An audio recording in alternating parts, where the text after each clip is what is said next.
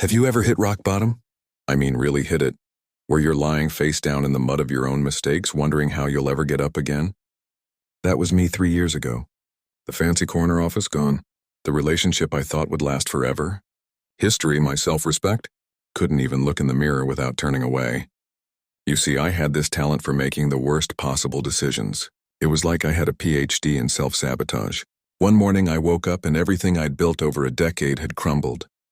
My boss had finally had enough of my unreliability. My partner couldn't take any more broken promises. And my friends, they'd stopped calling months ago. But here's the thing about rock bottom.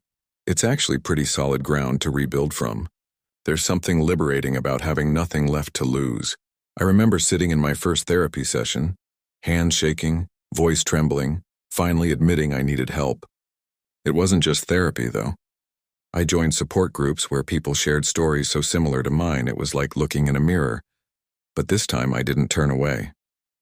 I started small, really small, getting up at the same time every day, making my bed, writing down 3 things I was grateful for, even when I had to stretch to find them. The sun came up today, I'm still breathing. Someone smiled at me on the bus. The healing wasn't linear. Some days felt like 2 steps forward, 3 steps back. But slowly something shifted. People started to notice. Not just the obvious changes, like being on time, staying sober, keeping promises, but something deeper. A steadiness, a presence, a reliability that hadn't been there before.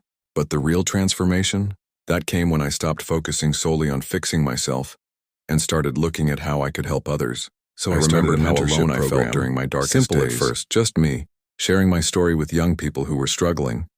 People who reminded me of myself, making those same destructive choices, feeling that same crushing hopelessness. And you know what's crazy? Every time I told my story, every time I helped someone see a way forward, I healed a little more too. Today, that program has helped hundreds of young people find their way back from their own rock bottom. And here's what I learned. Sometimes your greatest mess becomes your most powerful message.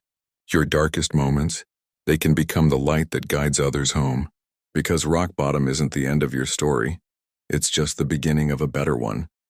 And sometimes running things isn't about being at the top. It's about reaching back to help others climb up with you.